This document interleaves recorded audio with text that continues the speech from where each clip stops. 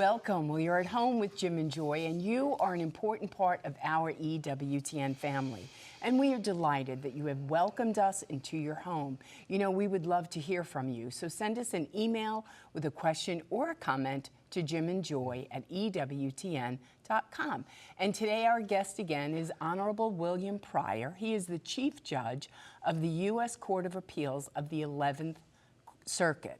So, you know, we were talking with the judge yesterday about Father Coyle, and you were telling this story, how you went to the grave of Father Coyle.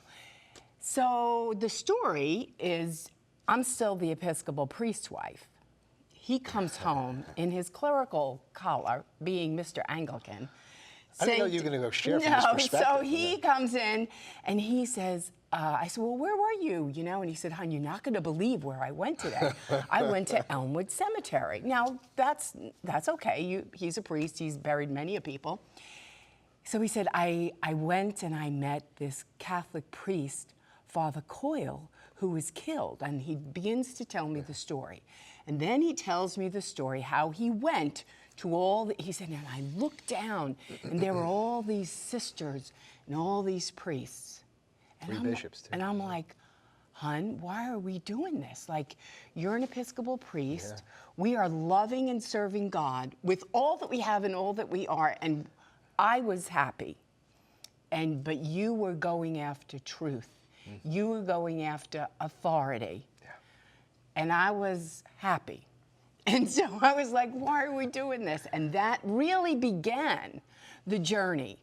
It kind of put it in fast speed, right? It really did kind of expedite it. And then I, as a convert, was coming in. Jim was reading himself into the church. I was following by faith. I was like, Lord, if you're asking me to come, I say yes to you, Jesus. Cost what it might, and it did, right? But it was a journey. And so, does it matter that we go to cemeteries and pray? Does it matter that we have the saints to pray with us and for us? We are connected. And that was, I'm a convert. And every night, on Saturday night when we come home from Mass, we get in our driveway, we kiss in the carport, and I say to this man, thank you. That we go to church, that I ate the bread of heaven, and thank you that I'm Catholic. Because it was a lot. But Father Coyle had a great part to play in this. And so I really pray to the saints. Yeah. Their prayers matter for what happens to you here on earth. It's beautiful, hon. That was a journey. I just have a few seconds here, but I did want to quote someone, a parishioner at the time of Father Coyle's murder, where he ministered for 17 years. They loved him so much. Listen to these words. They've killed all they could kill of Father Coyle, and God has already comforted us with a vision of how little that really is. His tragic taking off has only underscored the simple gospel he was always expounding by word and example. If the words were written in fire, they could not be burned more indelibly into the hearts of all the Catholics in this district. Blessed are ye, when men shall revile you, and persecute you, and shall say all manner of evil against you falsely for my sake. Rejoice, be exceedingly glad, for great is your reward in heaven. May that fire that was in Father Coyle burn in every priest, every bishop, the Holy Father, and all the laity at this time. We've been called for such a time as this, to live our faith unto death for the glory of God. We'll be right back. Plenty more to come. Don't go away.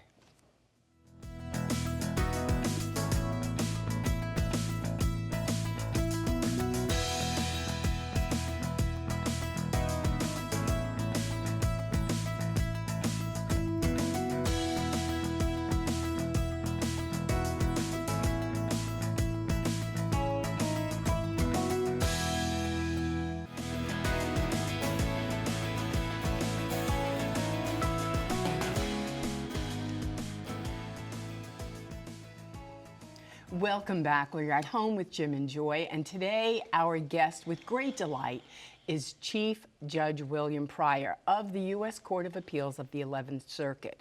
Now, we've been having a wonderful conversation. Hopefully you are understanding the beautiful life of Father Coyle and the influence that all of the Irish priests have had in this country. They were missionary priests, and I know they did a great work here in Birmingham alone. And for that, we are extremely grateful. Well, Judge, we were just having a great time yesterday talking, but we want you to paint for the family at home the context of what it was like in Birmingham. Yeah. You said it was a despicable trial. What was happening with the bigotry, anti-Catholicism, the Ku Klux Klan? Tell our family what really was going on. What was the heartbeat and pulse of Birmingham?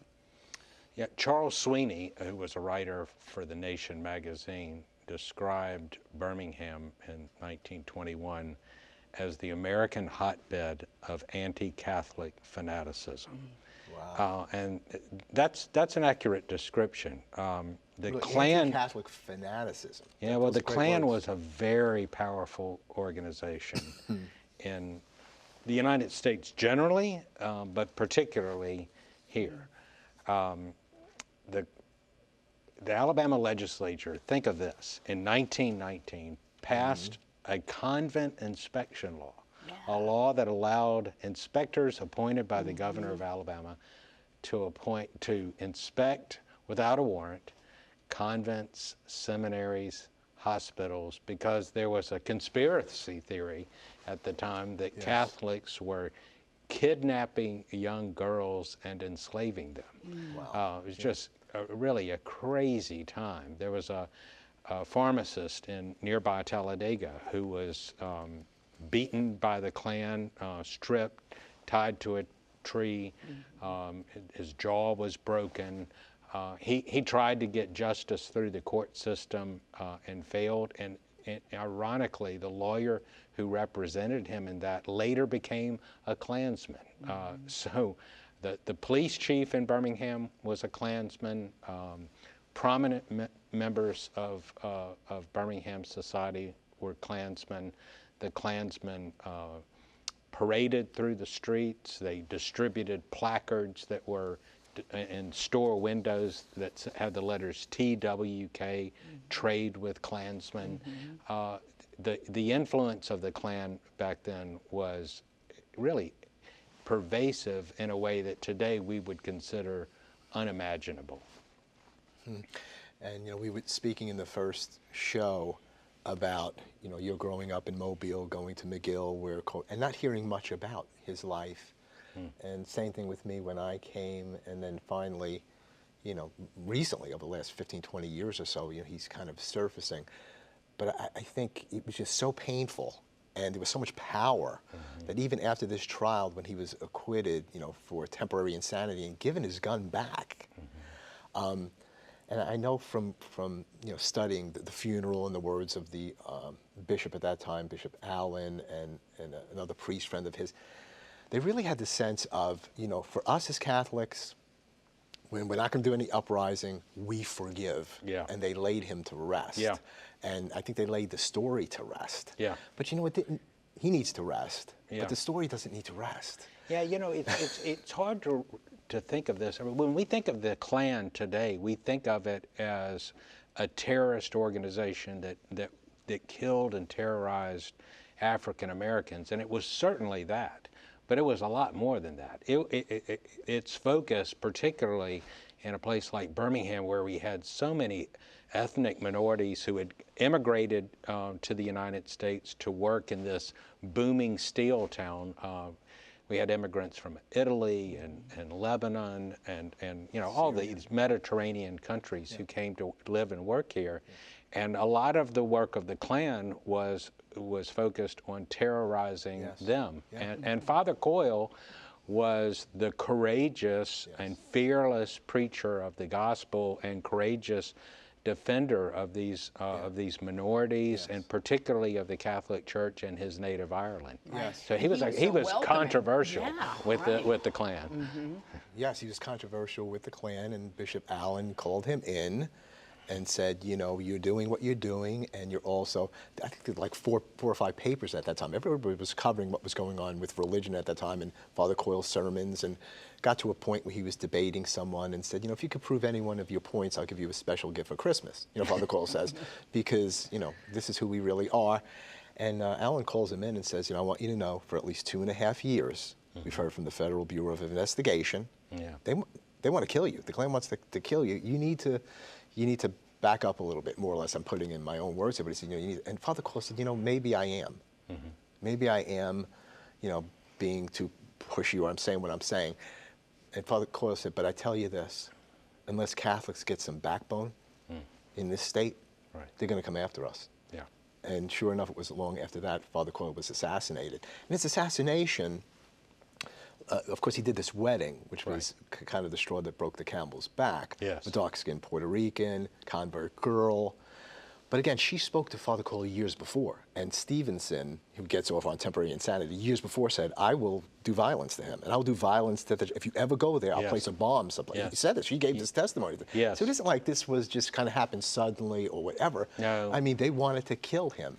And Yeah, he was, his murderer lived down the street. He lived on the same street as St. Paul's Cathedral, where the rectory was, where Father Coyle lived and worked and did his ministry. And remember, Edwin Stevenson himself was a member of the Ku Klux Klan. He belonged to the same Clavern, Robert E. Lee Clavern No. 1, as the police chief and so many other prominent citizens of Birmingham. And he seethed with hatred for the Catholic Church and particularly for Father Coyle. Yeah, so I don't know, the temporary insanity thing seems like a long time he understood, you know, hated and did what he did and paced up and down the street before it premeditatedly, you know, looking for him and shot at point blank range at him. Now there was a witness to that. I don't know if his last name was White. I don't know what his name. Douglas White. Okay, Douglas White. So tell us about him, because he was the only guy who really, that I remember, you know more than I do, but you saw this thing, the whole thing, and he wasn't allowed to testify?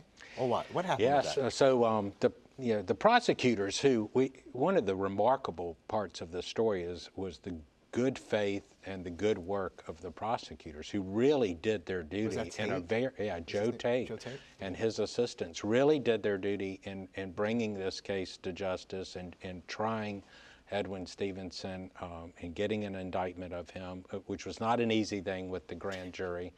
And it was a very hostile atmosphere for them. And they had searched for witnesses. They had a number of witnesses. The grand jury only returned an indictment for second-degree murder. It really should have been a first-degree murder case. But it also simplified the burden for the prosecutors. They only had to prove that Father Coyle had been intentionally killed, not with premeditation, just intentionally killed by Edwin Stevenson. That was pretty obvious, but after the defense put on their appeals to racial and religious bigotry and their suggestion that somehow Father Coyle might have struck Edwin Stevenson, a witness came forward. The prosecutors had searched for witnesses before, but a late arriving witness, Douglas White, who saw the entire encounter and could testify that Father Coyle had not struck Edwin Stevenson. He came forward and was prepared to testify and could have told the whole story. It would have cleared a few things up. And Hugo Black objected. He said he was not a proper rebuttal witness. He should have been put on in the state's case in chief. It was really a meritless, a ridiculous objection. But unfortunately, the trial judge sustained it, and the jury never heard the testimony. Okay, so he's making that point. So let's talk about who's the trial judge, who are the jurors, what's their influence with the so-called True American Society or the KKK that he can get away with this. Yeah, so there's some controversy about that. Okay. It's not entirely clear whether the trial judge, William Fort, was a member of the Klan. Some believe he was. There was a newspaper reporter in Pittsburgh who, when Hugo Black was nominated to the Supreme Court, did investigative work about this and concluded that he had been a member of the Klan. It appears that he was at least a member of the Klan soon after the trial, if not before. And there's some evidence that Ray Spriegel uncovered that at least the jury foreman was a member of the Klan. And of course, we know all of the defense lawyers, except for Hugo Black, were Klansmen. And Hugo Black joined the Klan a couple of years later because it really aided his political career. Wow. And so, he called himself a joiner. Yeah, he Right, called like it, I'm just a joiner. Yeah, later when this kind of embarrassing fact came to light when he was nominated to the Supreme Court, his defense was, I was a joiner. I joined every organization in town. He treated the Klan as if it was like joining the Rotary Club.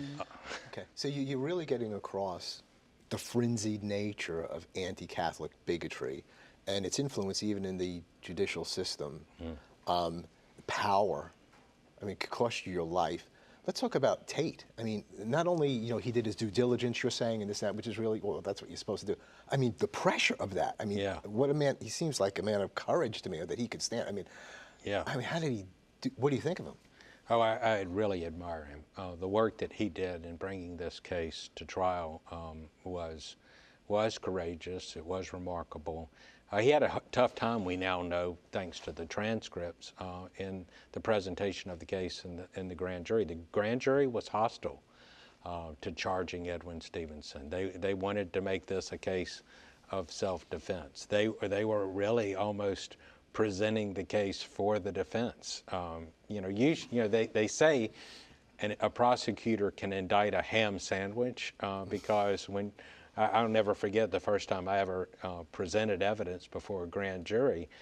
The defense isn't in there. You don't have a defense lawyer. It's the prosecutor, the witness, and all the grand jurors. And when the witness leaves after the grand jury and the prosecutor ask the questions that they want to ask, the prosecutor gets to talk with the grand jury about the case. This is why we have a Bill of Rights. It's a very powerful weapon. But in this case, in this grand jury proceeding, Joe Tate was on the ropes for weeks in presenting the evidence that led to the return of an indictment only on second-degree murder, even though the evidence really would have supported a charge of first-degree murder. Wow. Wow, I wish he wrote a book on this or something on this. He was soon voted out of office. The powers that be. Okay, so how long did the jury, which might even be questionable who the jury people are, how long did they deliberate? Was it a struggle for them? And then how did they come back with the verdict? And, it was not long. Unfortunately, a couple hours later, they returned their acquittal of Edwin Stevenson, and the appeals to racial and religious bigotry unfortunately worked. Afterward, the Klan paraded Edwin Stevenson around the state and gave him a seat of honor at Klan rallies. He went back to his ministry. You've referred to him as a minister. I mean, he never had any formal seminary training, and there's really no evidence that he was an ordained minister. I noticed you never put Reverend by his name. He was just the Marian parson. He was the marrying parson at right the next door courthouse. to the right next door to the rectory. Right, and couples who would come there to get a marriage license, he would perform a quickie wedding for a fee for them. That was his so-called ministry. And supposedly saw outrage and temporary insanity over a sacramental marriage. As Bishop Allen said, that Father Coyle was a martyr. He was a martyr to duty. He married this Catholic man who was Catholic, I think all his life. This convert girl came here. They were of age. He performed this wedding. They took their vows together. He oversaw it. Everything was there.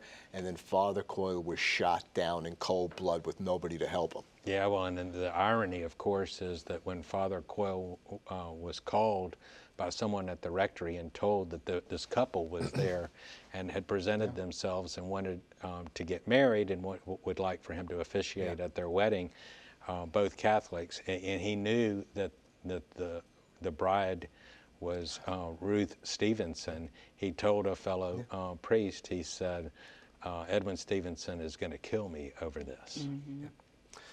Well, we're going to take a break at this point. We're going to hold you over for the next segment. We hope that you are being inspired by the life and legacy of Father Coyle, how we need it in our age and in our time, all of the clergy and all of our laity to stand, to be courageous, and leave the rest in God's almighty hands. We'll be right back. Plenty more to come. Please don't go away.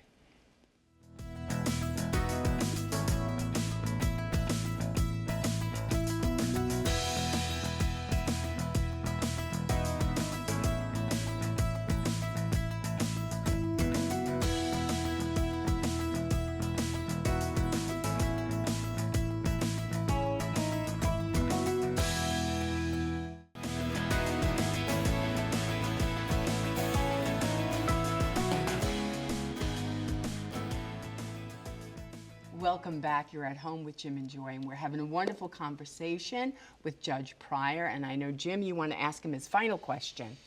Yeah, I guess I have a couple of things, but we only have so much time. But, why so long to examine this again? What happened to him, what he put forth in this, the trial and so on. Your thoughts?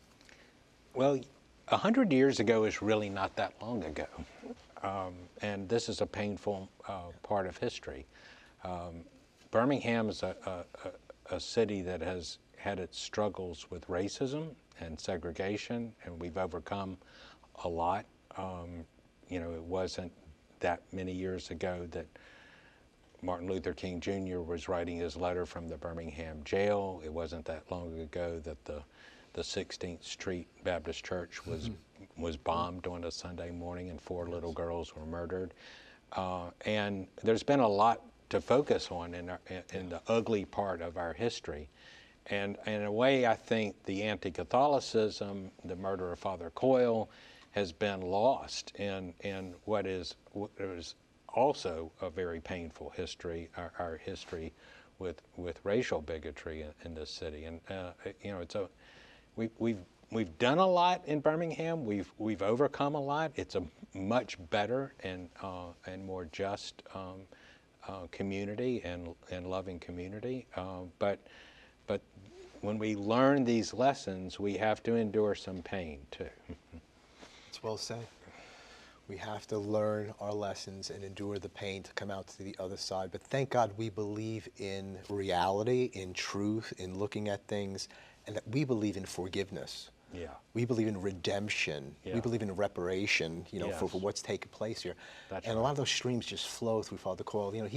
He's displayed at the Civil Rights Institute. That's right. They speak of Father Coyle, his radical That's right. identity with immigrants, people of color, and so on, as you were saying earlier. Yeah, there are a lot of lessons to be learned from this. We learned the lesson of how to be a courageous witness for the gospel, that as Father Coyle was. We also learned how to forgive. At the funeral mass for Father Coyle, the homily was about forgiveness, about the words of Christ from the cross. Father, forgive them, for they know not what they do. The Catholic community here did not riot, did not resort to violence. It instead forgave and continued to witness for their faith. There's a lesson there. There are lessons, of course, for lawyers, the lessons from the prosecutors, the good lessons of pursuing justice, and then there are, of course, the lessons from the defense team, which engaged in really evil appeals to racial and religious bigotry. We know that the end does not justify the means, and there are lessons there too. Chief, thank you so much for being with us. Thank you for your service to our nation. Thank you for your integrity and taking a bold stand for the Lord, not unto the shedding of our blood, but may we be ready to do so if called upon to do it. Thank you. You are an inspiration. Thank you, sir. Thank you. Thank you. You can go to fathercoyle.org. That's fathercoyle.org for more information. It's hard to say, hope you enjoyed the show today. It may not have been that enjoyable, but I pray that it places a fire in you, a zeal in you, to love the Lord your God with all your heart, soul, mind, and strength, to love your neighbors yourself. That's what Father Coyle demonstrated was all about. May his life and legacy be told more fully, that we in our own age and in our time will respect the dignity of every human being and would not shrink back from declaring the gospel of Jesus Christ. You're an important part of this EWTN family. You're never alone, and you're always at home with Jim and with Joy. Bye now.